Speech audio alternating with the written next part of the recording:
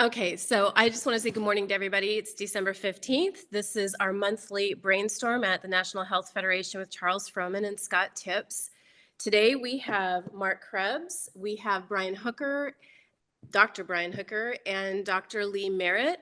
I'm going to go ahead and turn it over to Charles Frohman, who's going to do our NHF introduction, and I will be letting our members in. Have a great show. Wonderful, Terry. Thanks so much. And welcome everyone. If you're seeing my screen, which I hope you are, this is the alert you received earlier this week and again this morning. It's a one-stop place to look at our guests, the topics, and I'll put this in chat if you've lost your email. And down lower is the agenda, a bit more text on the topic and speaker and the context. And at the bottom, we always put our Rumble channel where you can go to see past shows, and please go there next week to see the recording for today's show. Also, please join our social media so that you can help share our recordings and bring more folks to our events. And at the bottom is the link for our campaigns. We pretty much have a email for you to send to your politicians on every aggravator of the real epidemic, chronic disease. And at the bottom there, of course, is a link that you've seen from a lot of organizations at this time of year asking for resources and any discretionary dollars you have to help us keep the lights on. And with that, let me go to our first topic, and I'm going to stop share and restart share so that I can include the sound of this recording with the Kennedy presidential campaign, because here he is asked about the environment and climate alarmism, and this sets the context for our first speaker. Where do you stand on climate policies that are being enacted right now? There is a difference between environmentalism and climate change. Where do you stand on all of that? And what types of policies do you support? The climate issues and pollution issues are being exploited by, the World Economic Forum and Bill Gates and all of these big, mega billionaires, the same way that COVID was exploited, to use it as an excuse to clamp down, top-down totalitarian controls on society. And with that, I'll stop share because Mark Krebs at Master Resource is an energy scholar. And the reason I brought him into a health freedom monthly brainstorm is because his conclusion on solving the so-called climate problem is one that health freedom folks love: regenerative farming, which is a panacea in so many ways, not just for the carbon problem that he'll explain, but for health freedom folks, also for the frankenfood problem that we confront every time we go to a supermarket. And I'll show at the end a couple of campaigns we have to end the overuse of carcinogenic pesticides and the franken vaccination the farmers are imposing with the livestock that we're eating. So Mark, I guess you can share your screen if that works for you, and tell us why our beloved regenerative farming is the solution for the energy rationing carbon footprint threat that they want to impose on us. Well, everybody has to eat, and what you eat is who you are. And the way to be healthy is to feed your soil, to feed the plants, to feed the humans. It kind of works along that chain, and it is related to the environment. Unhealthy farming practices degrade the environment in many ways. Probably the least of which is carbon pollution, but it does affect carbon and many other health aspects. Kennedy would agree with. At any rate, where I'm coming from is that, whoops, one too far. There is some warming.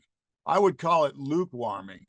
And I'm also a master gardener, so I follow these these plant hardiness zone maps all the time, and help people understand them. And if you really look close and really zoom down, you can see some areas, are getting very, very slight increased warming. Other places aren't. So a lot of this has to do with other things like heat island effect that gets cooked into the cake of the global warming scare. And Mark, are you going to share your screen, I think?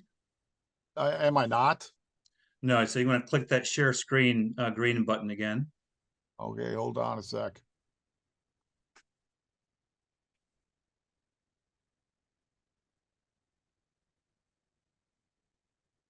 Well, it was there before. So you see the share screen button around your Zoom controls?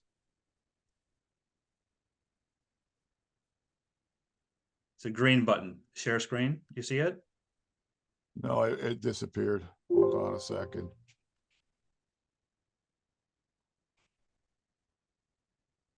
If you open your Zoom window, at the bottom, you should see a row of options: mute, stop video, share screen.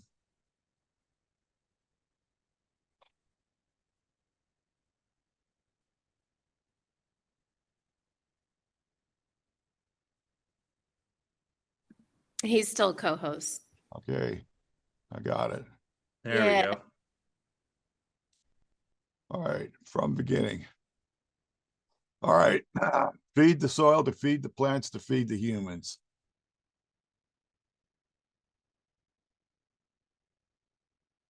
There is some global warming occurring. I don't deny it. I call it global lukewarming, however. And it's evidenced by these plant hardiness zone maps that the USDA puts out, which I relate to as a master gardener. However, there's a lot of more serious crises out there that we have to deal with. And according to the Copenhagen Consensus Priorities Committee, which is this Bjorn Lomborg guy who you might have heard of, I adhere to his thinking. That there's not enough money to do everything. So you got to get the best bang for the buck and prioritize stuff. And some of this climate stuff's at the bottom of the list. And the things that soil regeneration can positively affect in a big way, I've highlighted in yellow. The other thing about global warming is it's not all pain and no gain. We're basically seeding the atmosphere with fertilizer in the form of CO2 that plants need. And there's a debate about global greening, which one side shares an increased desertification that the side maintains. Now, getting into just the pure, simple basics of soil regeneration, here's a conventional wisdom. And in the background, that slide is the Dust Bowl of the 1930s. And the conventional wisdom that got us into trouble then, is tilling is good for the soils. Soil deficiencies should be corrected by adding chemicals. Weeds can best be controlled by using herbicides. Pests can best be controlled by using insecticides. And successful farming equals monoculture. Now, all these things got us into trouble before, and they're getting us into trouble now. The new thinking is less equals more. Less soil tilling equals less visible soil. You keep soil covered because visible soil is leaking carbon.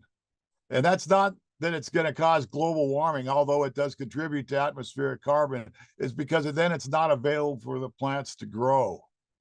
So and along with that, there's less chemicals and less monoculture, because this breeds soil organisms and soil diversity, and diversity is a strength and not a weakness.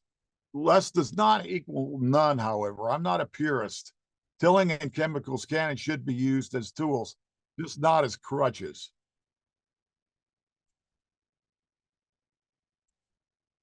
So here we got two pictures of soil. We got the light soil on the left side and the dark soil. It looks like crumbly chocolate cake on the right side. And the reason that the light soil is light is because it's relatively liceless, has very little carbon, and it consequently needs industrial light support via manufactured fertilizers, pesticides, and herbicides. And because soil is devoid of soil organisms and carbon, it does not aggregate. It breaks down real easy. And it doesn't retain water. So your water is wasted. Any fertilizer you put in the water is wasted. It leads to runoff. And it also flushes out the micronutrients that are increasingly devoid in produce. On the right side, dark brown soil, lots of carbon here. Stores massive amounts of atmospheric carbon, requires little, if any, industrial life support. Maintains microscopic flora and fauna, which means that it breaks down the cellulose and the carbon to plant food. So you need less chemicals, you have higher yield, you have higher nutritional value, and higher profits for the farmer. Now, this is just what nitrogen runoff does, just one of the problems with conventional agriculture and poor soil. Put things into perspective. I've done some graphs here from the carbon cycle maps, and it shows, where biomass, where carbon is stored in the environment. In biomass, 550 gigatons, in the atmosphere, 800 gigatons, surface oceans, 1,000 gigatons, soil, 2,300 gigatons, ocean sediments, 6,000, fossil fuels and fossils, 10,000, deep oceans, 37,000. So, by far the deep oceans reign supreme as far as storing excess carbon. And I might add that what the electric vehicle people are planning on doing is dredging the deep organs for cobalt lignites and other things, and so they're going to dredge up all that stored carbon, and of course they're not admitting that there's a problem there. So just keep in mind that more carbon is stored in soils than in all the plant biomass in the atmosphere put together. And my presentations have these hyperlinks that if you get it, you'll have it. So in summary, loss of soil carbon equals increase in atmospheric carbon, but this could be cost effectively reversed. Hidden carbon, fungi and their necromass absorb 1/3 of the carbon emitted by burning fossil fuels every year. So we can encourage this with regenerative agriculture. So in conclusion, climate change funding competes with other social welfare needs. Funding should be prioritized to get the best bang for the buck. The overall climate is experiencing global luke warming. Climate change is not the most serious existential threat facing humanity. Energy poverty and malnutrition are much greater health risks than global luke warming. Soil regeneration may not be a panacea, but it addresses several real-world problems at relatively little, if any, cost, and should increase profits. However, mainstream science considers little or no cost carbon reduction alternatives to be moral hazards that will encourage continued use of fossil fuels. And in reference, there's a 219 National Academies of Science study titled Negative Emissions Technologies and Reliable Sequestration. And if you Google that for moral hazards, you'll see what I'm talking about. Now, just in the last few days, there's been a new report that outlines all alternatives to remove CO2. And it does mention soil-based soil regeneration technologies. However, it says you have to pay farmers to do it. I don't agree with that. but they don't. The other thing this study doesn't do, it doesn't list things and prioritize things for the best bang for the buck, because we don't have the money to do everything that we could be doing. So we have to pick our best shots. With that, I'm over. How long was that, Charles? Always incredible presentation work, Mark. Thanks so much. Folks already are asking for your slides, so if you want to put your email in chat, at least they could contact you to get them that way. And folks, as usual, we hope to bring all the guests together in Q&A that we'll get to as soon as we can. And, Scott, unless you have a question that should be asked now, we'll move on to the next speaker. Yeah. Okay, so let me take over the sharing to introduce the next topic. And what's cool about separate topics is that what we find with our monthly show is that they all synergize, usually around the real epidemic of chronic disease. And while Dr. Hooker from Children's Health Defense is going to discuss all the vaccines and how their use aggravates the real epidemic of chronic disease and how the government refuses to study those comparisons. One of the elephants in the room around COVID is the excess death from the COVID vaccine, and the government continues to ignore it. So does the media. And as you can find in the alert that I put in chat at the bottom under campaigns, we have a campaign at National Health Federation to stop the government from refusing to study the disease outcome comparisons between the unvaxxed and vaccinated. And Brian appeared a year or two ago on this show, and most of us in Health Freedom know him primarily from his cajoling of Bill Thompson at CDC to admit the lie that the measles vaccine doesn't cause autism.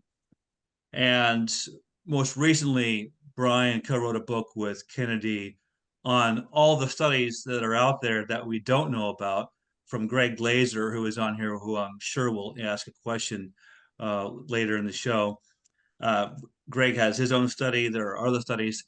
There's a signal reproduced from all these studies, no matter how weak the individual studies are, and that is chronic disease is higher among the over-vaccinated. So Brian, why don't you tell us about the latest collection of studies and just how insane it is that the government refuses to discuss these comparisons.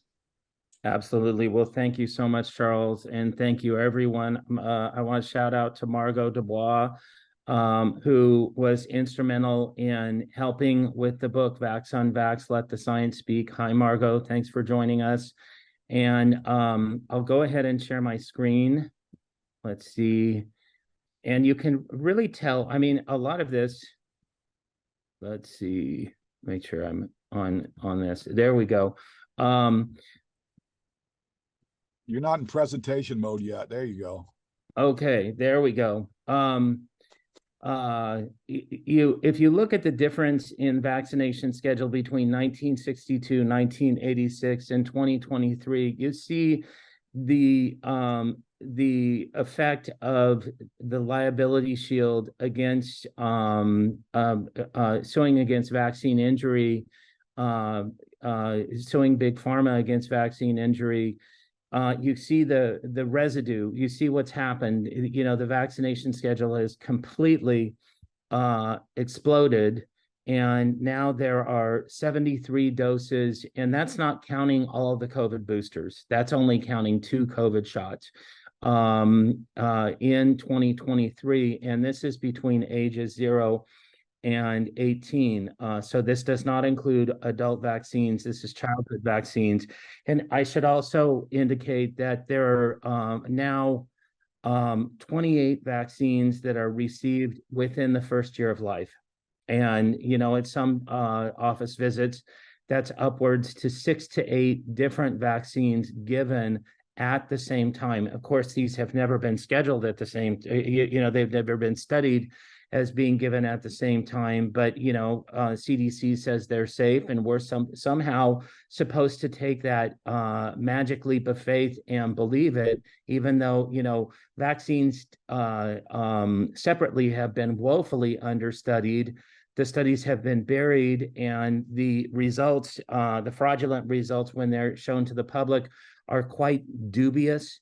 And they've never really been studied together. So what I'd like to do, I have a limited amount of time. I want to look at studies that featured the entire vaccination schedule, and looking at children who were vaccinated following the vaccination schedule versus those that were not. And the first study that really came out was done by Anthony Mawson from Jackson State University.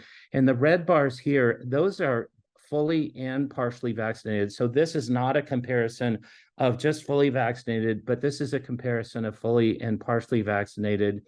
And nasal allergies or allergic rhinitis jump off the page at 30 times higher in fully and partially vaccinated. And then the rest of these, which include, allergic conditions, autoimmune conditions, ADHD, autism, learning disability, and neurodevelopmental disorders, are all, around between 4 and 5 times higher in the fully and partially vaccinated group versus the fully unvaccinated group.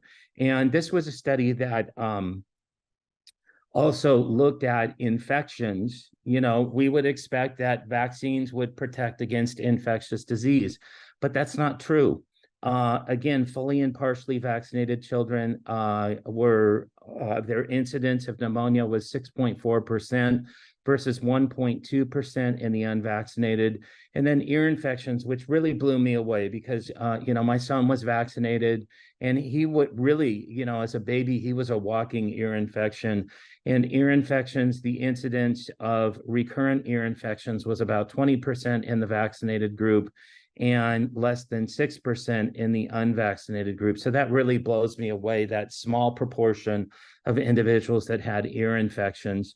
Mawson did a follow-up study where he looked at the effect of vaccination in preterm birth, and he found that those individuals who were vaccinated, and this didn't necessarily include the birth Hep B, this was just fully and partially vaccinated individuals, and their odds of neurodevelopmental disorders were 14.5 times higher, not percent, 14.5 times higher in the vaccinated preterm, 2.7 times in the vaccinated and normal gestational age, versus 1 time in the unvaccinated normal gestational age. So you can see a real stark difference, and you can start to understand exactly what has happened with this explosion of neurodevelopmental disorders, especially autism, within our children in the United States.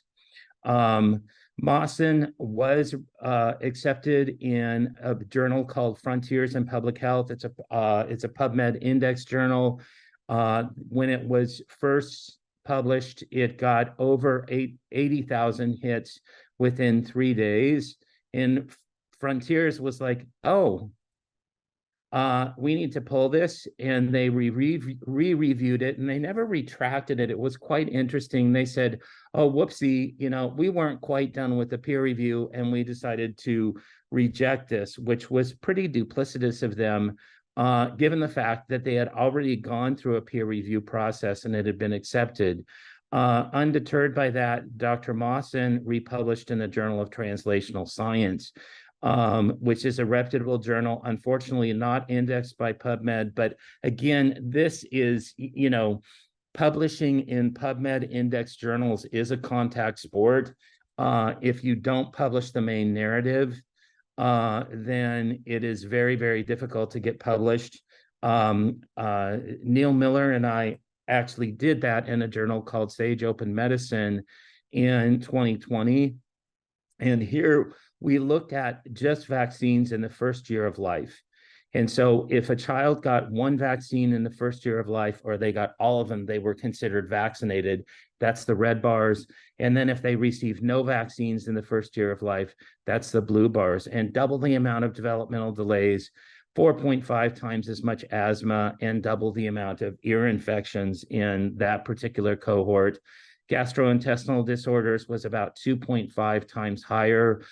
We looked at older individuals for gastrointestinal disorders, and just because of diagnostic practices within the three medical practices that we were considering in this particular study.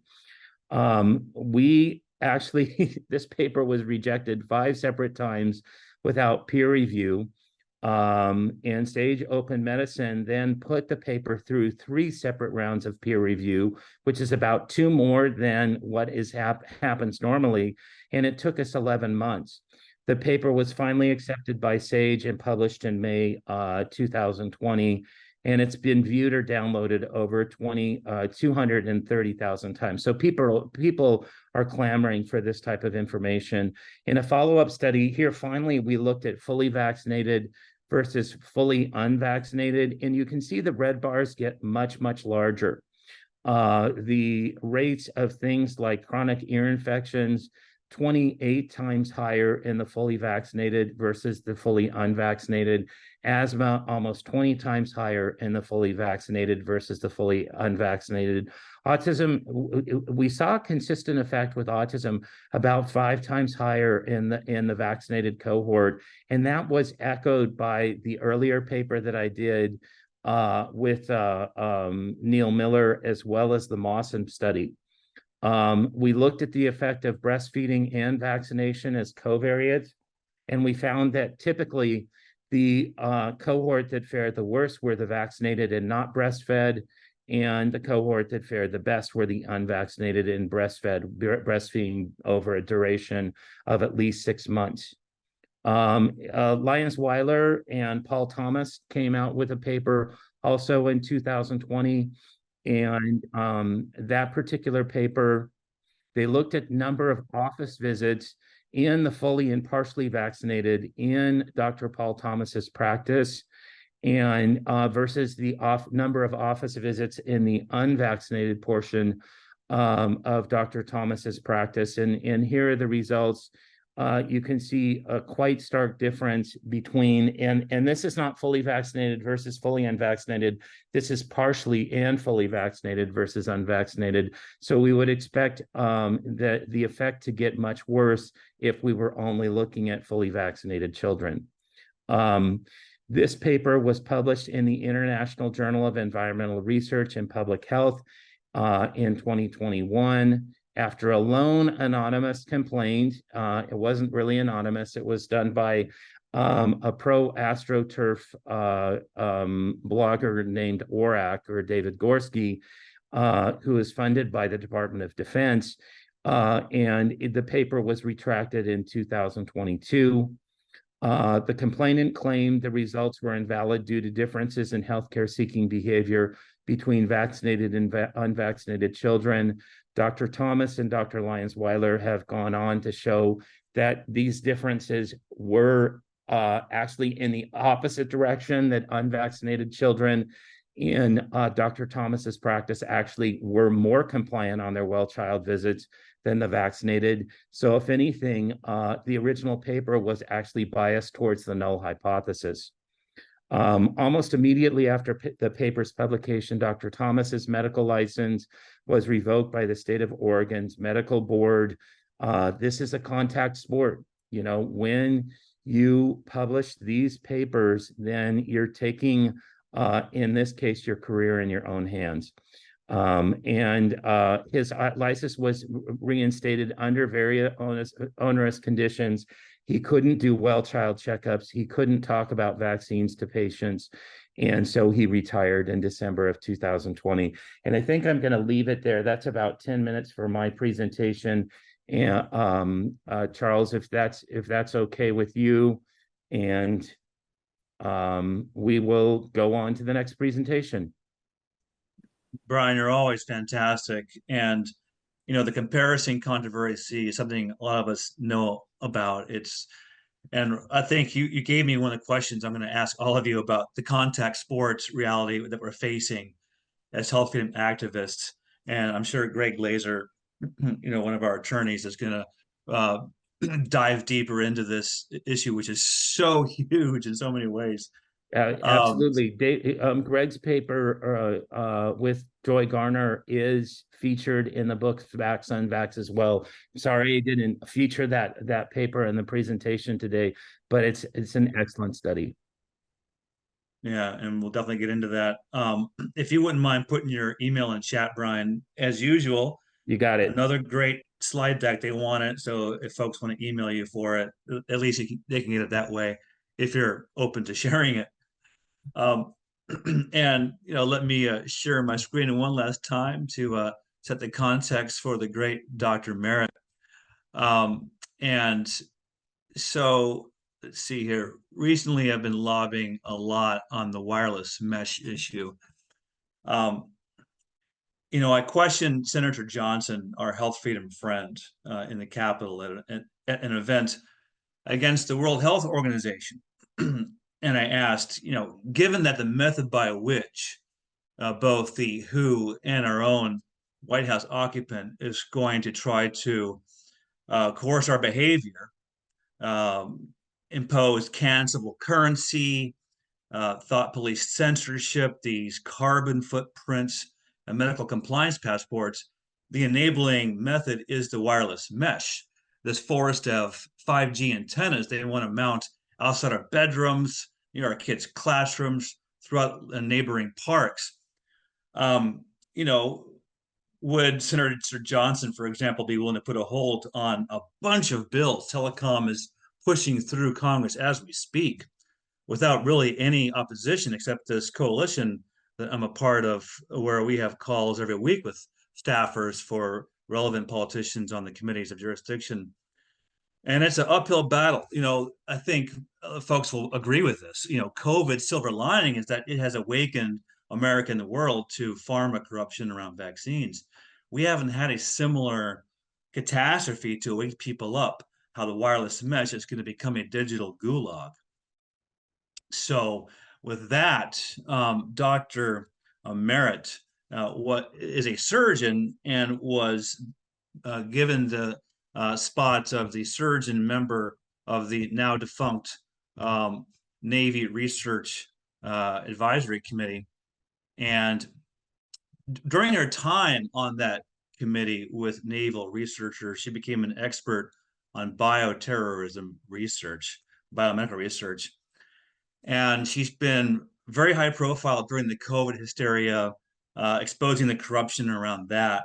And, I think a lot of us, from not being able to isolate the virus, are open to the old argument around terrain theory. And the wireless mesh might have more to do with the chronic disease epidemic than just viruses and other potential causes of disease. And I won't interfere anymore with the presentation, Lee. Take it away. You always go down, you always push the envelope. So don't disappoint us now. What do we have to know about health freedom, the real epidemic chronic disease, and where we go from here? Let me ask you to unmute. There we go. So, now, do you want me to share the screen, or do you want me to just do it on my? whatever you're comfortable doing with. Let me try sharing screen. If that, it's disabled. I'll just do it on my. You can just make I me. enabled you. Oh, okay. All right. Well, let me try that. That might be bigger. I don't know. Okay. Does that show up whole screen? Yes. Okay. Well, since I have 10 minutes, my goal in 10 minutes is to be the reason someone questions their reality this week. We've been deceived on a massive scale. I'm going to just mention a few methods I think that were used, some of which will speak to the last speaker's point about not being able to get published and suggest what's really maybe going on. If you haven't seen The Truman Show, I really recommend watching this. I had never seen it until a few months ago. This isn't just a metaphor. This is a blueprint. And if you look at what the problem is we have today, think about Truman. Truman was played by Jim Carrey, and he was isolated on an island. He was born into a false reality. Unbeknownst to him, he was born into a reality TV show. And so all the people that he thought were his friends and even his wife, they were just actors. Why did he believe it for 30 years of his life? Because it was all internally consistent. And that's what we have in science today. It sounds real sciencey. It's all internally consistent, but they're wrong about many things, and it's not by accident. And I will just say that, you know, for him, the reality kind of hit him when suddenly this stage light falls out of what appears to be the sky. Now, he's on an island because he has a false fear of the water, by the way. They gave him a false fear of the water, which is an interesting point when we get to the end. So this light falls off and he realizes something's wrong. Now, for me, I'll tell you, when the light fell off, it's when I realized that, I'll just go back there for a second. It's when I realized that I put the sequences on the PCR test through the BLAST program and realized these psychopaths were testing us to our own genome. It just can't work. This is what Kerry Mullis meant when he said we can't use these for diagnosis. It cannot work the way they're saying, because we share 50% of our genome with bananas. I mean, we have multiple sharing, but that's another whole story. But in any case, that's when I kind of woke up. I said, holy cow, this is what's going on. There's more to it than just bad science, just bad thought. So one of the things they play upon is the fact that we all go to high school biology and we learn how to culture bacteria. I mean, you know, I remember doing this in my bedroom when I was 10 years old. My dad helped me culture bacteria. But why can we do that? You can go on, and I challenge anybody, you can go online and you can look at Google, just Google how to isolate a bacterium. And you can do it. It tells you step 1 to 10. It shows how labs do it, no problem. Then try to do the same thing with viruses. And what you'll find is nothing really conclusive shows up. It's just like all sorts of videos, all sorts of stuff all over the place. And if you find something that does purport to tell you how to isolate viruses, it very quickly devolves into computer algorithms, much like what we see in the global warming debate. It's pretty much global algorithms. It's nothing that really, it's not data from nature. Now, I decided, how did we get here? How did we get to this virus theory that we can't really prove? Why can't they show us an isolate of SARS-CoV-2? And where did this start? And I'm going to tell you, it started with this one dude. This guy's seminal paper that was published in 1953 or 54 was the paper that everything is based on today. It's really shocking. But anyway, this guy is John F. Enders, PhD. Now, he isn't your self-made man, Horatio Alger. My dad had 3 doctorate degrees. He worked on a road gang to pay for his education. Not John Enders, okay? He inherited $19 million from his father, and he took himself to Yale, where he was a member of the Scroll and Key Society. Now, I'm telling you this because I think of this more like a homicide investigation. You've got to figure out who's who. So the Scroll and Key Society, turns out that is the big society, not the skull and bones that we hear in George Bush and John Kerry and those guys. That's the second tier. The big tier, the big rich guys, are the Scroll and Key Society, and they're only 15 a year, and he was one of them. So, and the other thing that's very interesting, and well, let me just go back. And so I would say, in the words of the Sicilian mafia, he was what they would call a made man. This is not the guy off the street. The next thing to say is his history doesn't quite ring true. I learned this from investigative journalist George Webb. When things are confusing, look carefully at their background. Well, it says, and this is in his on the Nobel Prize laureate website, which they should be right about your biography, right? It says in 1917, he left his studies there, meaning Yale, to become in 1918 a pilot in the U.S. Air Force with the rank of ensign. Bzz. There aren't ensigns in the Air Force. I was an ensign. This is a Navy rank. This doesn't make sense. And you don't describe officers that way. So somebody in Hollywood that wrote the script for his biography just didn't quite have good tech support. The other thing that's interesting is that Wikipedia calls him the father of modern vaccines, but that doesn't tell you exactly what his PhD is in. But when you find his PhD on the Nobel Prize side, it says he got a PhD from Harvard in 1930 in immunology and bacteriology. But, you know, I read that and I thought, you know, when I was in New York in 1976 going to medical school, immunology at the University of Rochester was kind of a new thing. So I looked at the Harvard immunology department, and it turns out there was no immunology PhD given until 1974, when it was first authorized by the Faculty of Arts and Sciences of Harvard University. So there's something wrong about this guy. But the other thing is, you know, talk about publishing papers. He published his paper in 1953 that all of modern virology is basically based on, about culturing viruses, and he was given a Nobel Prize the next year. This doesn't happen, okay? So again, like so many things we're seeing in the propaganda arm, things are pushed forward that they want you to pay attention to. Now, here's an interesting point. So I went back to try and find out what he actually, how he did this. And I can't get to his original paper that he published. I can't get to any of the background papers because they're all behind paywalls. You have to be the guys at Harvard can see it apparently, but you have to be behind. It's an institutional paywall. So you either have to pay a lot yourself, which you just can't afford to keep doing on all these things, or you have to be a part of an institution. It keeps the narrative very well confined in academia, and no independent viewers can see it. But in this case, he started with this stuff called, that he took out of his closet in the lab. He says that Lancing poliomyelitis virus. But what is it really? He describes it as virus in the form of an infected suspension of mouse brain. So it wasn't a virus. You couldn't see, remember, nobody had seen a virus, touched a virus. There's no computer algorithms for virus genomes. This was just some mouse brain that was toxic and caused paralysis when put into other animals. So they called it poliomyelitis virus. Must be the virus of this disease. Well, it goes on, and they take this slurry of mouse brain that they call viruses, and they put it in a series of monkeys. And after they put this toxic stuff in a brain, then they harvest that, nothing happened. And then they put it in another monkey. And on the third pass, it gives this monkey flaccid paralysis of the legs. And they determine that is proof of a virus. Now, I'm going to tell you, I think a biology student that's smart in high school would poke holes in this paper. It's not something that we should hang our hat on, but nonetheless, it not only gets published, it gets the Nobel Prize. Now, here's to your point about not being able to publish the real data. Here's the problem.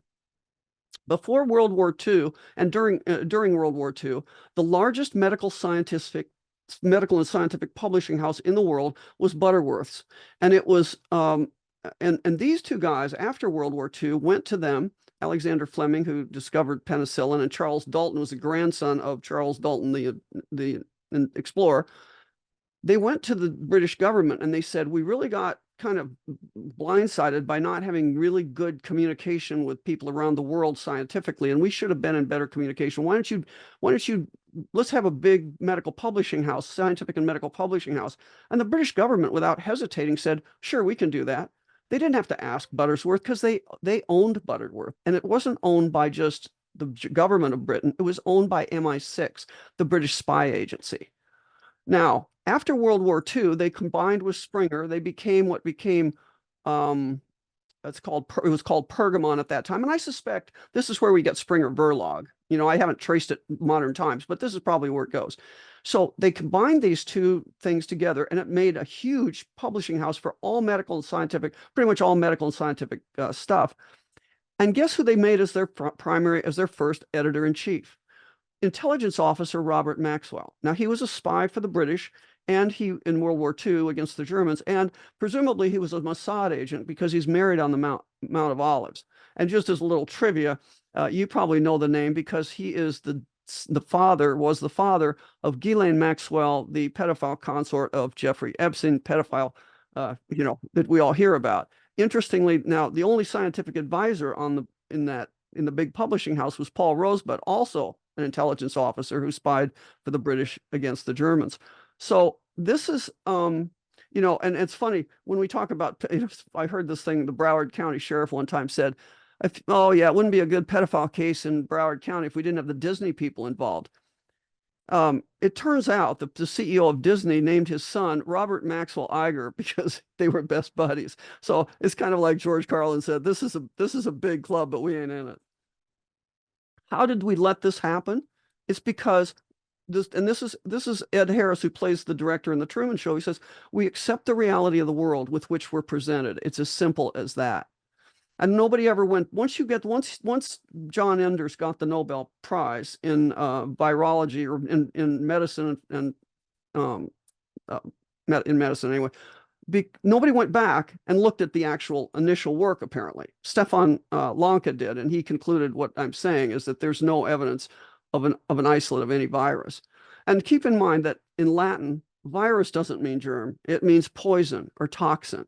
So when they tell you that a virus spread around Wuhan and started killing people, they weren't wrong, but it wasn't wasn't what we think of in terms of the virus. It's a poison. They're toxifying us and calling it infectious disease. And the problem is, if we continue to not look at this, if we continue to stay in this false reality, we are going to play whack-a-mole of disease. And we just lurch from disease to disease to disease. And I will tell you, in 45 years of medicine, I have never seen so many new things suddenly coming out. It's a program being run against us, okay?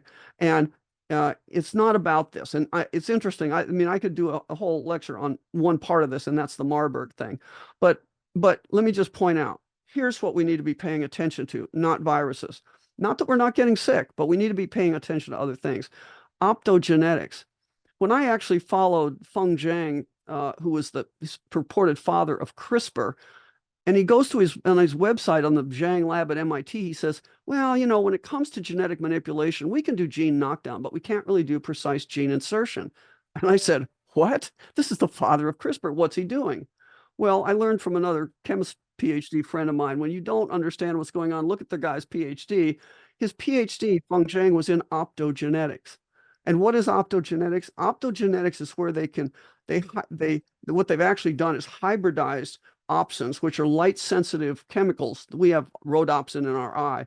They've hybridized opsins between mammals and archaebacteria to provide these kinetically very active chemicals that respond to light. Then they inject them into mice. Now, they claim they've never done this in humans, but I cite the Travis Scott concert as a case study of this, I think. But they inject these chemicals into mice, and then they can, with what it says, high spatiotemporal resolution, they can particularly switch on parts of the brain. They can cause or alleviate arrhythmias in the heart. They can literally map the heart of a mouse using this technology. So this is extremely, they can really change people. It's a combination of wavelength. They beam light on the animal after they inject it with this opsin, and they can cause all these behavioral changes and all these changes in the heart. This is important. And the other thing is this. This is EMF, okay? It's funny how many people believe in nuclear radiation. They don't believe in cellular radiation. They don't believe it's harming us. I think this is one of the scariest things I've ever seen. And the reason is, and I had the hardest people to convince are electrical engineers. They say, oh, you can't get any kind of wavelength through that metal water tower, blah, blah, blah. Well, hang on. It's not about wavelength. It's not about transmission of a power wave through the tower. It's about resonance. And when you resonate water, it takes up the frequency. And there's a lot of science of the water memory that goes along with this. But this is the whole summation in a slide, and that's my last slide, I think, is that on the right you have wavelength. There's 1021 hertz. Those are cymatic plates. They vibrate like salt or sand or something on a plate, and it makes patterns. And you can make really gross looking patterns or these beautiful patterns. So certain wavelengths make nice stuff, and certain wavelengths make discordant things. And here's a tortoise, and there's a living biologic creature who has incorporated within his being a 1021 hertz frequency. This is what we are. We are electromagnetic beings. And your DNA, in my opinion, I just keep saying this, DNA is not a ticker tape, it's an antenna. And they know it, and they're lying to us. So the good news in the Truman Show is, at the end, he figures that he's in a false reality. He finds out, he overcomes his fear of water. He has to overcome his fear to get off the Truman Show, and that's what we have to do. We have to overcome our fear of viruses and other things that they've made us artificially afraid of, but viruses are the big one they're using now. And move on. And when he did that, the controllers up in the control room, now there's only one guy in the Truman Show they had to control, and there are 30 guys in the control room, and they're all going crazy saying, oh, can he leave? Can he actually get out of this false reality? Can he get out of the show? And this is what Ed Harris, the director, said. He says he's always been able to leave. He just didn't know it. And I think that's my point in 2023.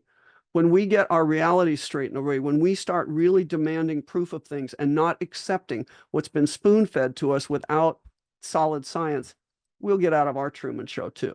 We'll get out and we'll see the world the way it really is. So thank you very much. Thank you so much, Lee. Charles, are you there? I am. We are now open for Q&A. If you would like to raise your hand, I unfortunately on my end, some of you are freezing on me. So I may not be able to see all of the hands that are up. But Charles, maybe you could give me a nudge in chat. Sure. Or I can manage it until you're back with us. So as you saw in chat, folks, just click the raise hand icon. If you want to ask a question, you'll find it around the Zoom controls, probably under the reactions tab. I'm going to start off inviting Greg Glazer to unmute himself, or I think maybe I have to unmute you if I can locate here we go. I'll ask you to unmute. Greg, do you want to comment on the comparison studies and the NICE Act and how important that is?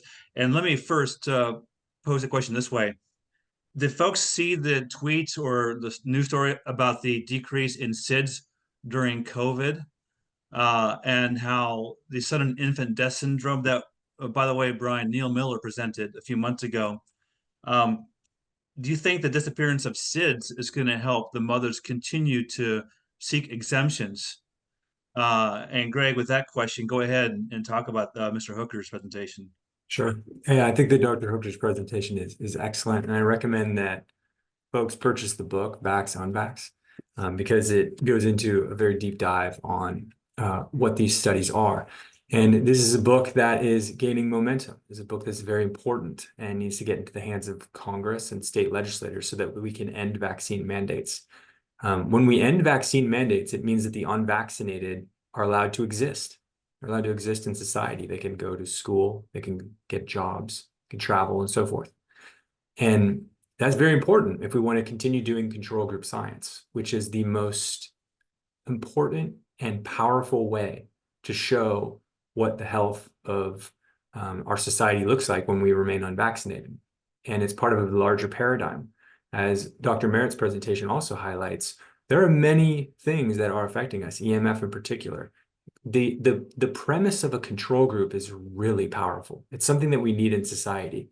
We need entire communities that are control groups, not just from vaccines, but also from things like EMF and whatever's coming next. And so my work has focused on getting Congress to recognize the importance of control groups so that we can respect everyone. And this book is going to help achieve that this decade. Thank you. Thank you. Brian, do you want to respond? No, I thanks so much, Greg. I really appreciate that. And I think that, you know, there's a huge effort to get rid of the control group. I mean, you know, the new normal is chronic disease, chronic illness, pharmaceutical customers from cradle to grave. You know, we create a problem by early vaccination, and then we solve a problem with large pharma. You know, I have to, I think it's ironic that there's a vaccine for RSV, a virus that was actually caused by research associated with the polio vaccine. You know, we wouldn't have RSV if there hadn't been polio vaccine research. And so, you know, it's just sort of a metaphor for the rest of the pharmaceutical industry. So anyhow, no, Greg, I highly support the work to the control group. I support your work, and I'm thankful, you know, to and really willing to do anything I can do to help. Thanks, Brian. Question, and I'll go over to the audience. Mark Krebs. Recently, we had Jeffrey Smith talk about GMO 2.0 and the manipulation of ever smaller things in our universe, namely microbes, which could prove an existential threat to algae and fungi and the stuff of life and, I guess, regeneration. Have you looked into that, and how bad do you think this GMO impact on microbes could hurt the ability for regeneration to stem the carbon footprint or carbon alarmism? I haven't looked into it, but I'd be very interested if that person would email me, point me in the right direction. I'll take a hard look at it. Okay, we'll do. And then finally, Dr. Merritt, you know, NHF, as Scott can tell us, was founded in part to help maverick healers, including those like Royal Rife and others, using light and frequency for healing. So there's got to be a good part of electromagnetic frequency potential, but it's being used malevolently now with, as you said, resonance. Do you want to quickly, tell folks why it's so important to learn about the wireless threat? Well, it's interesting that the smart guys at Technion, I think in Haifa, is it Technion guys at Haifa? Yeah. I mean, what did they do? They know about this stuff, and they un-Wi-Fi'd their kids' schools. America's being singled out in a lot of ways. Oh, by the way, Brussels, the head of the EU, you can't have 5G, you can't have there either.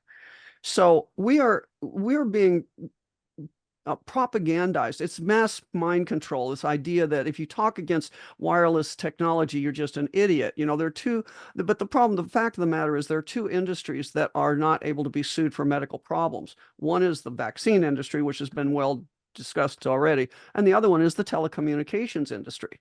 You can sue them if you don't like the look of the tower, and you might get some benefit, but you can't sue them because they're actually damaging your kids. And anybody that doesn't think there's a vast amount of information out there, Arthur Furstenberg that wrote The Invisible Rainbow. That's a great start, but I'm on a website with him, or an email thing with him. He's amassed an incredible compendium of the scientific literature that supports the problem here. And it's simple stuff that absolutely goes along with what we're seeing in the world today. You do not have to postulate viruses. You can put an opsin, you can spread a lipophilic toxin around the world, you can turn on a wavelength, and you can make it look like there's a disease spreading across the country. And I would say, look at the people need to look at, like, I looked at the Travis Scott concert, and many of you, my age group, we don't go to rap concerts, so you may not know about this, but the Travis Scott concert was this rap concert in Texas. They were all young people, basically, that went there, but they demanded they all be vaccinated with the COVID vaccine, fully vaccinated. So they go there, and as they walk through this satanic tunnel, this screaming skull-like tunnel, and flashing lights and all this going on, they get into they've got strobe lights, and they've got all different wavelengths of music when they get in, which is the kind of thing that can activate opsins. And about 15 people drop. Just drop. It wasn't a crush scene like they tried to tell you in the news. It was these young people dropping over. And we know before COVID, the number one reason for sudden death in young people like that was cardiac arrhythmia. And so one guy said, that was the one survivor, and I don't think there were very many. One said, it felt like my heart stopped. And I'm just going to say, this is the kind of thing that would easily be put into a vaccine. And when you look, speaking to the vaccination talk we just heard, I looked up all those sudden deaths of the I've seen all these soccer players. A friend of mine who's from Europe said there were over 10 teams, essentially 10 FIFA quality teams dead after this vaccine program. We've never seen anything like that in our life. But people always say, oh, there's soccer players that die on the field every year. So I went back to the FIFA data, goes back to 1889 to present. From 1889 to 1999, there were 0 to 3 deaths on average on the field. I don't know that it ever more than once went over 3. And they were not cardiac. They were collapsed. They were crushed or running into each other, running into the goalpost. The goalpost falling over. Lightning strikes. It's amazing how dangerous lightning is to soccer players. And then in 2000, something changed. It didn't come out of it wasn't just 2021. In 2000, it went from 0 to 3 to 3 to 10, and they were all cardiac. Now, why is that? Where are all the sports medicine guys looking at that? What could have changed? Oh, that's when we started doing flu vaccines and all these multiple vaccines that you just mentioned. But we're telling people it's a virus and they're dying of these other things so that we're covering this up. But this is what's going on. And then in 2021, the number of deaths on the field were 27. So now we've gone up another order of magnitude. I'm just saying that's what's going on here. But the electromagnetic part is what they're it's like the magician waving their hand over here while they're picking your pocket over here. Thank you, Dr. Merritt. I did put a link of that Travis Scott concert in the chat if anybody wants to copy that. We do have some hands raised, and there's a question in the chat from Lisa specifically to Dr. Merritt about getting a copy of your video or your slides. If there's somewhere someone can get that or email you. And up next we have Dr. John Montalvo with a question. I've unmuted you.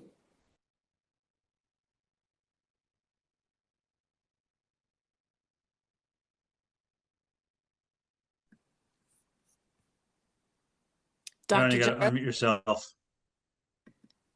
there you go. Oh, okay, great. I just want to affirm what Dr. Merritt is saying. Great presentation, Dr. Lee. Thanks. As a homeopath, we work with residents. So this thing about, these towers having these 5G towers on it, or any type of tower, they're actually getting potentized, if you want to talk about, and then that's being drank by the people who bathe in those communities that have these towers there.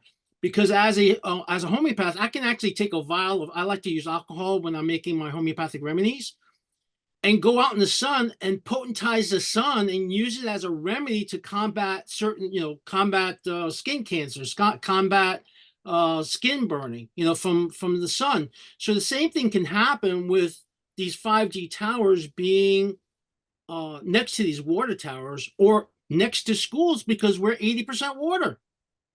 That's it. And people Next to forget school. about that those resonances can happen in our cells and start to break down the cells. Now, the way as a homeopath I would do is try to get a vial next to those things, which is probably deadly, and try to grab some of that frequency and then succuss it and potentize that vial, and then make homeopathic remedies out of that in order to offset the damage that 5G is doing. And we can also look at the fact with what vaccines are doing in human beings. And I love the work that Dr. Brian Hooker has been doing with Robert Kennedy. And the book is an excellent book to read. Because the same thing is happening with these poisons that are being put into our blood system, because that's what they are, is poisons. And going back to what Dr. Merritt is saying is that if you will find a virus, it's 40,000 times smaller than a human cell. And the only way you can do that, if you can find it, is using an electronic microscope. So this guy back in 1952 saying that he was doing viruses, it's kind of ludicrous if you understand the science of it. But thank you for your presentation. Oh, for Mark, though. I have a question for Mark. Concerning carbon, I was listening to a geologist, and I wish I could remember his name. He's saying that 1,000 years ago, there was 20% carbon dioxide in the atmosphere, as opposed to now, which is 0.4%. Yet somehow we have to get rid of it because it's ruining our planet. But we also know that by taking carbon out of the planet, we also kill ourselves, because carbon dioxide is what trees take in order to convert to oxygen. What's your take on that, Mark? Thank you, Dr. Montalvo. Yes, there was a lot more carbon way back when. At one point in time, Antarctica was a tropical paradise. Now, if carbon was so toxic, why does the CDC allow kissing? Shouldn't it be banned? I mean, it's all hype. The motive is control. I think we all know that. Like every other, the reoccurring theme of today should be control. The overwhelming urge for the elite to control us. So that's all it is. Is it possible to throw up a quick slide on that, what you just said? Where are you, Charles? No, it's not. It's not in my slide deck. But no. I was going to show you this one.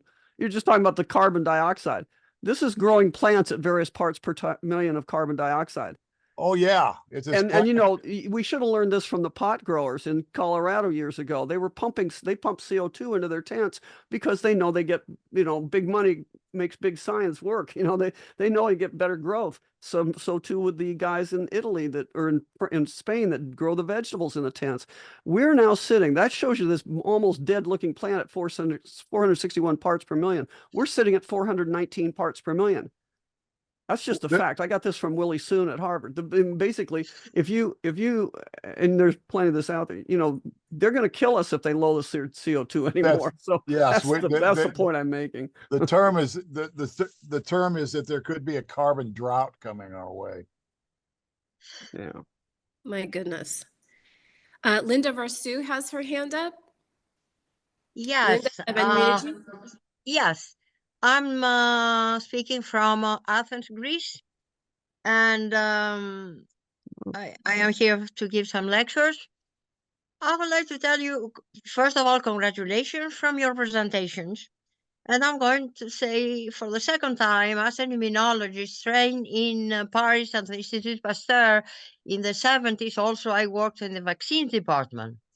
Number one vaccine scandal is the poliovirus. Number two is the immunization of early age is a crime against humanity. I have no other way to say that. And if we have powerful attorneys, I can give literature for that, because the immune system matures only after 2.5 years, and the brain system matures also later. So we cannot expect immunization in an immature immune system when you vaccinate at age 1 day, 6 months, and all these crimes. There is only one way that I can consider immunization. You are adult, in good health, with a very strong immune system, and you want to go for vacation in a place where there is an endemic of some diseases for vacation. In order for you not to lose your vacation, you can get vaccinated 15 days before going there, develop antibodies, cellular or humoral immunity, whatever is the vaccine, and then go for your vacation without the risk to get sick. And I can give you reference for the immature immune system of the young babies and the brain immaturity also. If you like, I can send to NHF for you to have. Thank you. If you have questions, and I feel proud to participate at your association federation. Thank I you so cannot much, say more. Linda. Thank you, Linda. We're glad you're here. Next up is Jay Newman. Jay, I've just unmuted you. Yes, hi, thanks.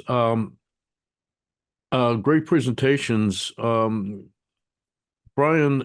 Lee, I've got this recurring theme here, and it's probably an annoyance to some people, but I think I've got a really important point to add to all of this. And that is, for some reason, I can attend these meetings over and over and over, and I hear things like they're after control, and we can't find and prove there's a virus, and see the charts comparing the vaccinated and the unvaccinated. And for some reason, I seem to be the only lone voice here saying, what about the chart that says vaccinated, unvaccinated, and the growth and profit by the vaccine industry? Why are we not saying this is all about profit? This is a few very rich psychopaths that have hijacked our socioeconomic culture, which is still at a barbaric level of evolution, that says the most predatory or the most entrenched interests get the most power, and it compounds itself. I mean, my God, where's the chart showing the profits that the Gates Foundation has created for Moderna? I just think that in trying to make the case to bring about change, rather than being that we're preaching to the choir amongst ourselves here with complex things about science, when we can add the other chart next to it, the other barcode, the other bar chart that says, and this is the profit the 5G industry has made in the past 10 years, and this is the profit the vaccine company. everybody can see that and start to think, well, wait a second, maybe what they're saying about the validity or harmfulness of vaccines might be worth considering. I just don't understand why we're not making that the number one point of everything we're trying to convince people of in order to bring about change. Lee, Brian, I'd really like to hear your thoughts on the subject. Well, I hear that all the time, that, you know, that it's just all about money, but I just don't think that, I mean, I'm not saying we shouldn't tell that. And I think it's out there, you know, you keep hearing that. I hear that on the street all the time. It just, I'm not convinced that that's completely true, to be honest. Like I just said, who benefits from putting carbon dioxide down to zero? I mean, again, this is not, there's a depopulation strategy here that doesn't make sense. In fact, once the truth comes out, because the truth always will come out. Think about what happened to IG Farben after World War II. I mean, those guys went to jail. Their sons died in the war, and they took a big hit. So I don't think that Pfizer is going to come out of this great ultimately. I really don't. When it comes out, it's going to be so ugly that people, I mean, look at the New Zealand stuff that just happened. I don't know, but I think it's a bigger epistemologic, cosmologic picture here. But even so, I'm not opposed to saying those things. It just doesn't seem to get people roused up to stop this. Because even if we tell them that, I mean, look at this fabulous book. It's amazing. That's why I'm trying to personalize this in ways that maybe we can get around. People don't respond to just data. They respond to visible images and to the propaganda that the Tavistock Institute has figured out so well. And we're about 2 steps behind, but I'm not disagreeing with you, Jay. I'm not disagreeing with you, really.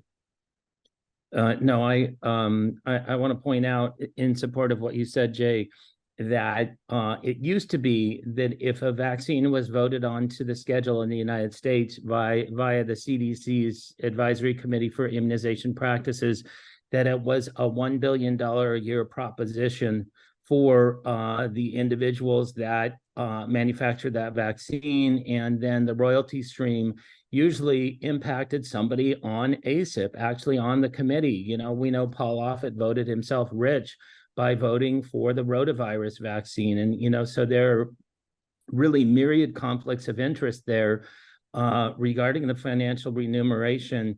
You know, Lee, I agree with you. I think that when you see what's going on with Pfizer right now, and you see the writing on the wall with Pfizer, you know, they had their heyday, $56 billion. You know, what was that? That was one and a half years into the pandemic. That was their total sales of the COVID-19 shot. But, you know, you do see things going down precipitously. So I think profit is a huge motivation. And there are people like Fauci who voted themselves rich and doubled their net worth over the pandemic, but I think that there are more insidious forces in play as well. Can I chime in on this? Absolutely. We live in a politicized economy, and the easiest way to grow your business is to get the government to give it to you. That's what we have going on. And that's also what's happening in climate science in a big way. You know, you don't get published unless you can speak their language. Yeah. That's it. Thank you, Mark. Okay, Ross Pelton has his hand up. I have just asked you to unmute. Hi there. I'm a big microbiome guy. I wrote a paper that was published titled The Microbiome Theory of Aging. And I firmly believe that bacteria control all life on this planet. And I think one of the greatest sins against mankind in the history of evolution is glyphosate and all these agricultural chemicals, because we're killing the microbiome on the planet. Yeah. It has disastrous implications. Bingo. And the microbiome in the human gut is as essential for human health as the microbiome is in the soil for plant health. And they kill off the microbiome, the plants are weaker, and then the pests come, and then they use more agricultural chemicals to try and keep it under control. It is absolutely insane. And we're just talking about follow the money trail. There's an enormous amount of money in industrial agriculture and the insecticide and pesticide industry, and that's something somehow we have to make an impact on and get stopped. And I'll send a link to my microbiome theory of aging paper if people would like to take a look at that. Great. You can put that in the chat, Ross. All right, very good. Thank you. Charles has his hand up, Charles Froman. Or if anybody wanted to respond to Ross as well. Sorry about that. I kind of jumped the gun there. I'm all with him on that theory and what glycophosphate and and nitrogen, synthetic nitrogen. It's like steroids for plants, and we all know what that does to you over time in the human example. Same thing goes with plants. I'll just say it appears to me, talking about the higher, issues here, not just money, they're geoengineering the world for something that isn't us. I mean, how do Gates' children how does Gates think his children are going to survive if they kill the microbiome in the soil? Again, this is way beyond just profit. This is about something much deeper and darker. And I just can't help say that because nothing else seems to make sense. Could it be? That's absolutely right, Lee. And we shouldn't forget it. There's money involved, but there's also control and power. And there's the depopulation agenda. And we see it all the time. The money is just the carrot and the reward for those sock puppets like Anthony Fauci. But the ones who are really the beasts behind the screen are the ones who are changing the world. And I think they're terraforming it for another species even. I mean, the way they're going and what they're doing, it's incredible, but it sure looks that way. Is it okay for me to talk? Hold on, Charles, and you're next. And just in the chat, I'm putting a lot of times the alert. If you scroll to the bottom, hit campaigns. We actually have a campaign against the geoengineering, known otherwise by so many names: aviation-induced cloudiness, GMOs for the sky. And Jolie Diane presented on that topic a few months ago, and I compiled the most viewed monthly Zooms. In my Substack, if folks want to see that, it might be at the NHF website as well at some point. But we try to cover all the threats. And I'm glad you raised that, Dr. Merritt, because that's an elephant in the room. No one wants to discuss geoengineering. Charles Ford, go ahead. Yes, thank you. I just wanted to thank everybody because I don't have the education, the intelligence, or the expertise of the speakers on this show this morning. So it's been a real enlightening experience to see all these pieces and how they kind of fall together. Let's go back just briefly, if I may, to maybe direct the conversation a little bit. And that is, the purpose of all of this is what? What is the goal? And the goal is to reduce the world's population exponentially. And if you look at everything that's being done, from the vaccines to the chemtrail spraying to the resination to the GMOs to the extricative agriculture to the destruction of the environment to the destruction of CO2, on and on and on, it's with one goal in mind, to reduce the population. The Georgia Guidestones, which was put out there by one member of this group at some level, said they wanted to reduce the population down to 500 million people. They fully intend to do that. That is their goal. That is their objective. And they have various competing parties who will come out on top and are competing with each other for control in the hereafter. Secondly, and this is my tinfoil hat moment for everybody on the line this morning, is that we are about to experience a micronova from the sun. And it's beyond the conversation this morning going there, raw drill down about that. But that's an event that's going to happen in the next 20 years. Trust me, the people that are involved in this process and at the top of that ladder, wherever it is, are well aware of that, and they know they're on the clock. So they want to weaken the world between now and then, because they know the world as we know it at that point is going to end and recycle. Now that's that I can send you to suspicious observers and then give you the drill down. And bottom line is, I truly believe if you connect all these dots, that's really what's in play. And just on an aside, and then I'll hush and let intelligent people speak. We have a little game we play every day at our apartment. We go out and sit on the porch in the afternoon when weather permits, and we take out we bet on how many chemtrail sprays we're going to see. Well, yesterday they covered the entire sky, and I walked in, turned on my computer, and guess what happened on the sun yesterday? There was a huge ejection of energy and matter, or whatever it was called. I forget the exact thing that happened. The worst in 6 years. I don't think that's a coincidence. Okay. And the chemtrail spraying involves aluminum, which reflects. Our shields are down. Our global shields are down. That's part of the precursor for the coming micronova.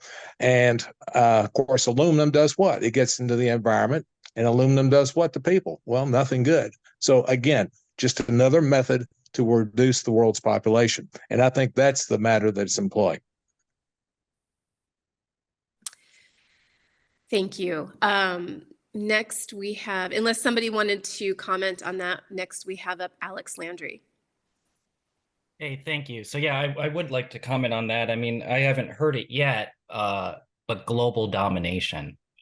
And, you know, of course, my issue with the profit is that the money's fake.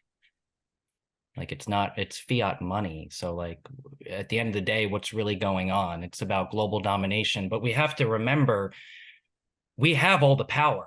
These psychopaths are afraid of us. And that's why they're doing all of this, because they know that we all create reality.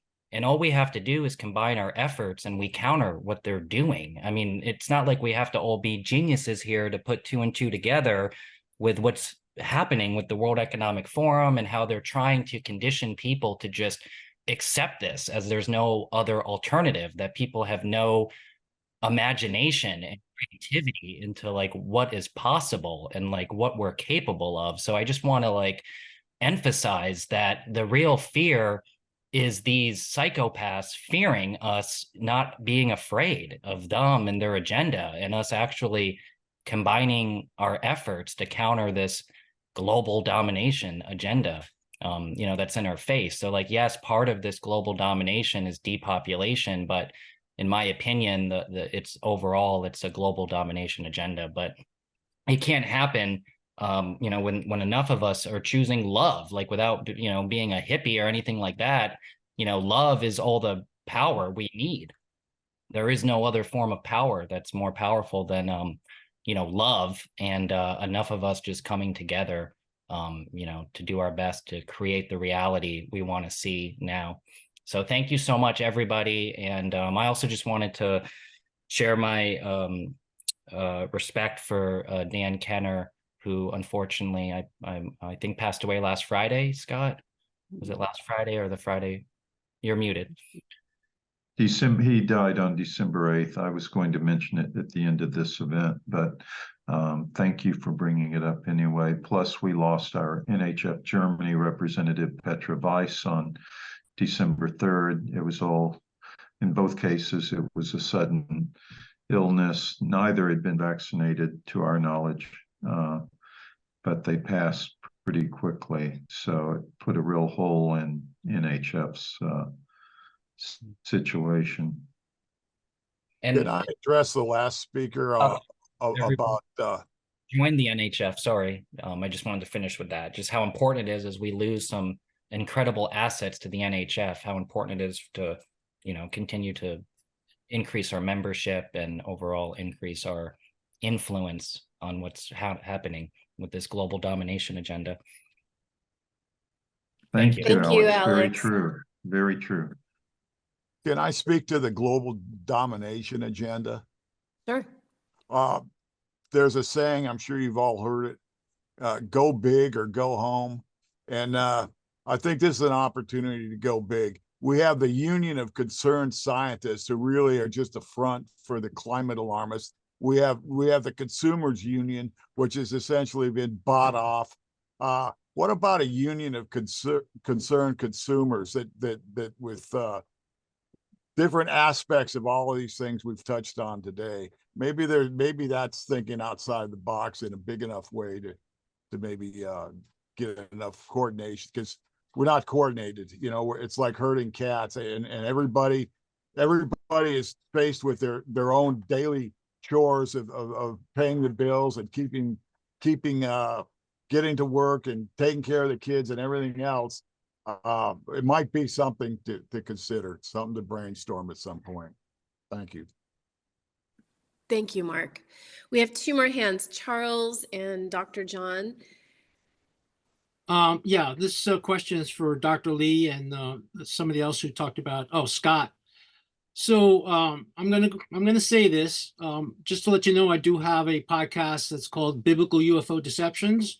So I'd like to find out this terraforming that's going on, and we know it's going on with all the stuff that's happening in the atmosphere and above us, and of course with the vaccines.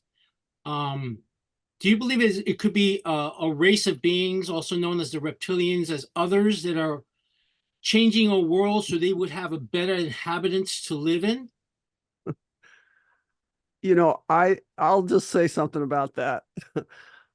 If you'd asked me that 10 years ago, I said, have you lost your mind? But even me saying it now, I'm going, I'm really going down that path? Really? And I listened to David Icke, and I said, okay, you know, he's so reasonable about everything. Maybe there's but I gave a talk on symbolism. Okay. I've been looking into symbolism just like I would look into electromagnetic damage. Okay. And I'm sorry, it is hard for me not to wrap my head around this without implying something to do with reptilians. There are 33 dragons that guard the city of London, big statues.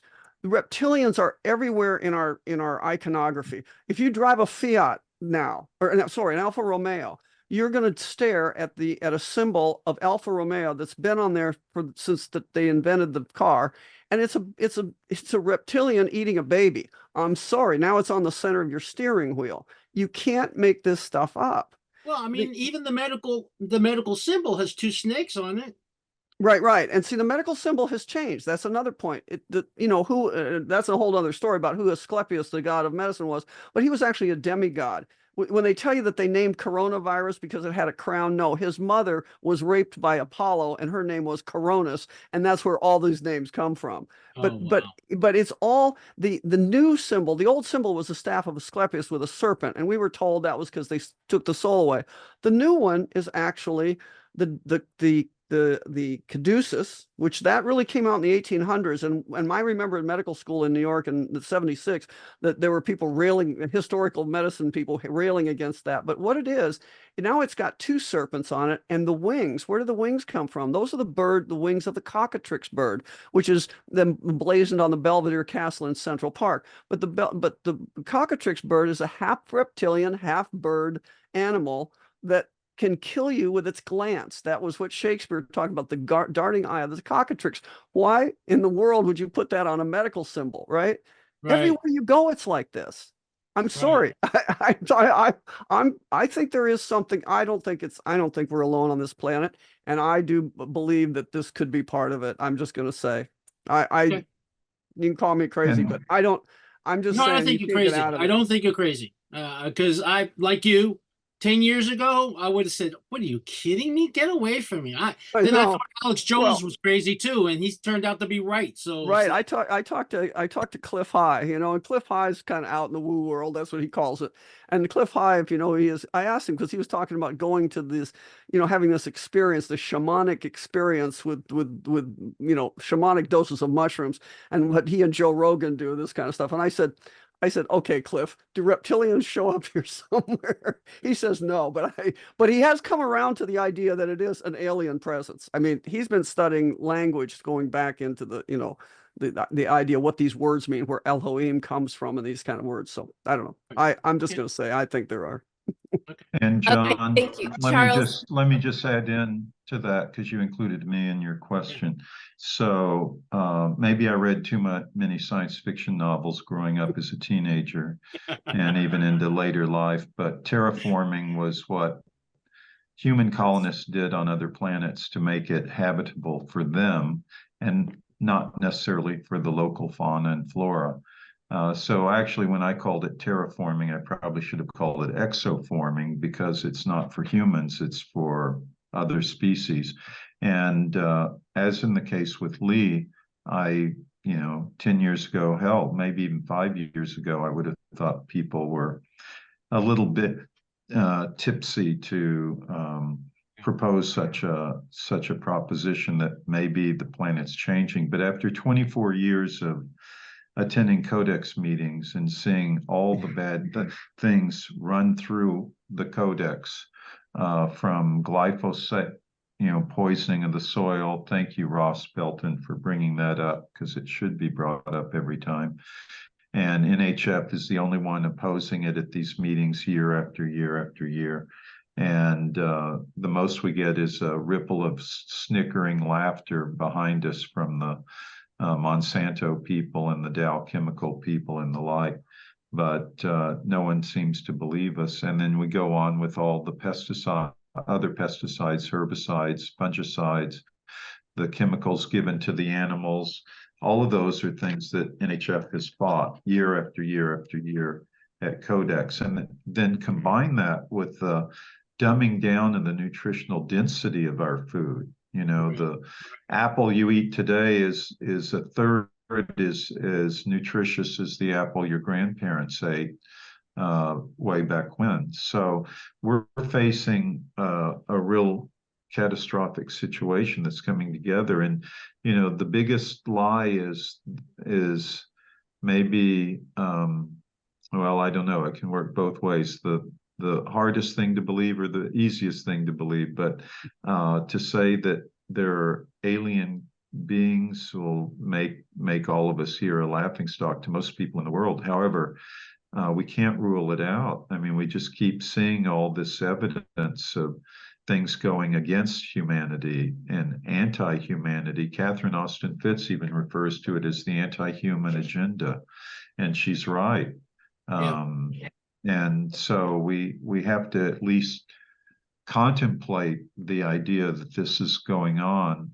Otherwise, we could be in fact, a lot of people are being blindsided by it. So it's something that we need to address. NHF is doing its best to address it without donning the tinfoil hat and being mocked by all these others. But, you know, you keep it in mind. And it's, I think we're facing a real tipping point for humanity. And if we don't do something about it soon, we will either no longer exist or will exist in a highly diminished form as a slave population. I think that's it. So Thank you, Scott. Charles? to wrap things up, I want to bring something up that Dr. Hooker mentioned, and unfortunately he had to depart a bit early. The contact sport that we find ourselves in with health freedom advocacy. And to close, I'd like to have Dr. Merritt and Mr. Krebs. I think you're a PhD as well, Dr. Krebs, right? Yes, bovine Okay. cytology. Doctors Merritt and Krebs, to respond to the challenge facing us as we turn into a new year about the contact sport that we're in terms of the necessity to be active in this space. And then maybe Scott, you answer the same question and close out and how folks can support us. So Lee and Mark, you're up first. Contact sport. Do you want to go or you want me to go? I guess I'll say, you know, people are somewhat disappearing. We're having deaths in the medical freedom community. And I think, number one, we have to understand that these guys are playing for keeps that are pulling this off. This is as Jay said earlier, and he's right. I mean, this is huge money, and huge money buys huge power and huge evil. And don't think that they're not above killing us if they're willing to mass murder millions and millions of people using these vaccines. So, but the thing of it is, we're not going to win taking some kind of head-on attack. It's not going to be that. It's going to be we're making an alternative parallel system, and that's my point about changing the understanding of our reality. Once you realize that they've created a false reality here, it's like being in a prison planet. We've created false reality using false science, false history, false economics, you name it, word magic. And once we realize that, we can step out of it. And I really think we can do it. We can take our liberty back. We can take our economics back. We don't really need these guys. They really are the uber parasites on the world. And that's what I see it happening in medicine with setting up clinics that are now holistic, you know, as we just heard earlier, that it's about dealing with frequency medicine. It's about dealing with just simple things like having clinics that would take care of people that would never have to go to the hospital to be murdered. You know, Right. things like just having an ability to get an IV, get oxygen, get basic stuff. That's happening already. Alternative clinics are blossoming. So I have a lot of hope that we're coming out of this, but we have to really take on the nature of our reality if we're going to do that. That's my point. Yeah, you have this popping up all over the place. I know it's here in Texas with John Bush, and there's a Reimagine platform happening in March in Las Vegas. I believe that might be under Steve Kirsch. I'm not sure, but there is a coming together. And Mark, do you want to respond to the challenge not to flinch from the contact sport of advocacy? And then Scott, you can wrap up. I just put a link to my archives on Master Resources in the chat. I've specialized pretty narrowly on energy efficiency and the interfuel wars and the need for diversity amongst fuels as well as everything else. Why is diversity such a good thing for, you know, the human race and different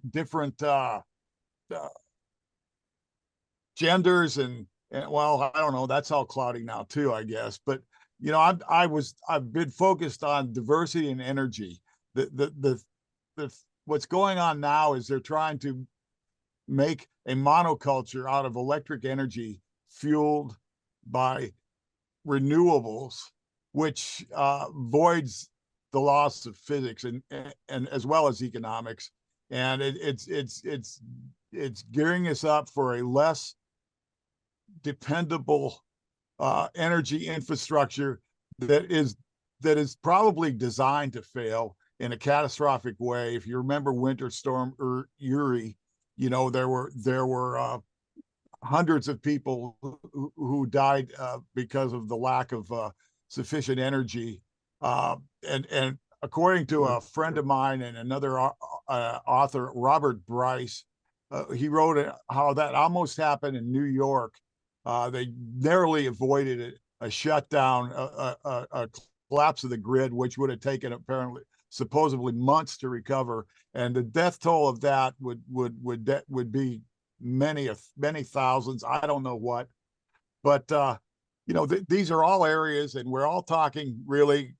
It's like the blind feel, you know, trying to feel an elephant. You know, they all sense different things, but it's all that same elephant. And you know, I guess I would go back to the need to organize. You know, the free market people, you know, are pretty much, you know, libertarians and I like to say it's like herding cats, where the Democrats, you know, are all highly regimentalized and you know, it's their way or the highway, and you know, and behind all of this, I guess I would say what we're talking about, you know, we talk about, you know, reptilians and things like that, and all I'd say to that is, you know, my motto is there's a thin line between paranoia and an acute appreciation of reality. But I think there's a simpler way to explain it. It's just evil, you know. That's not the lizard people or anything else necessarily. The common root there, the common theme is evil. Evil is alive and well. Yeah. But check out my link to my archives on Master Resource if you want to see what I've been doing for the last 10 or 20 years. Well, thank you so much, Mark. Yeah, to finish this off, as Charles suggested and as Terry suggested, let me just thank everyone who spoke out, whether you're a guest speaker or not. And we had a pretty good attendance, all things considered, but one way you could really help is spread the word about this monthly event to others. I think what Charles Froman and what Terry Hara have constructed here is something worth sharing with others. So please send out to your list,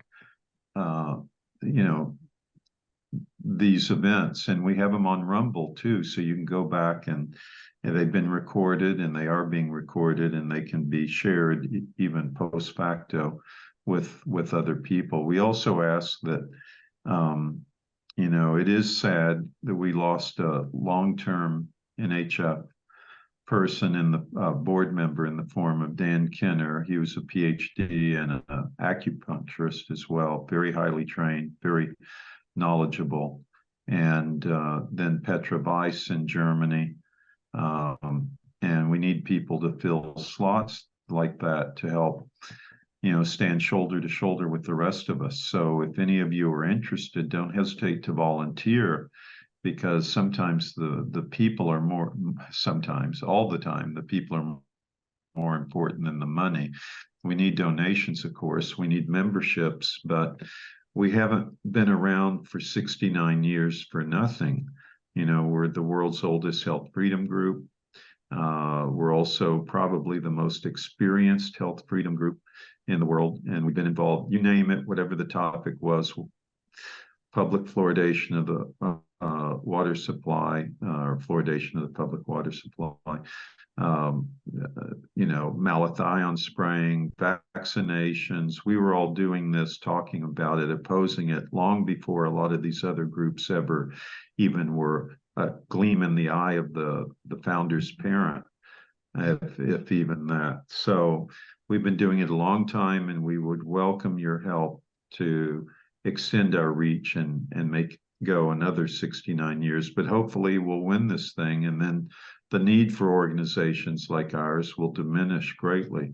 But I also think you always have to stay vigilant, and we always have people who want to control others, and we have the psychopaths, and we have to be on guard against them. So it takes people like us to be that bulwark against the psychopathic controllers of the world, the ones who want to make a lot of money and tell us what to do all at the same time. So whether these are alien people or whether they're human, it almost doesn't matter. They're evil people, and they're psychopaths, and the ones who are the fellow travelers are, sad to say, the ones maybe we can convince to go and leave them and work with us instead, but we'll see. In the meantime, go to our website, thenhf.com. You can become a member just online there, or if you aren't already. And if you have any articles you can think for our magazine, we put out a monthly, quarterly publication. Sorry, it used to be monthly. It's quarterly now, the last 20 years. But we'd be very interested if it's a good article, concise on either health or health freedom. And we've had a lot of good people write in our magazines in the past. And you can find back issues online. Just go to our website. Anyway, thank you all. And especially appreciate our guest speakers who took their time to prepare their presentations, Mark and Lee, and of course, Brian's already gone, but thank you all. And thank you all for attending as well. Thank you, Scott. Thank you, Terry, for another good year of monthly shows. Third Friday, noon Eastern every month. So mark a calendar for January. We'll see you then. And do click the alert so you can scroll down to the links how to get involved with us more. Thanks, everyone. And keep an eye on our Rumble channel. Indeed. Thank you. Bye, everybody. Happy Hanukkah, Merry Christmas. Merry Christmas.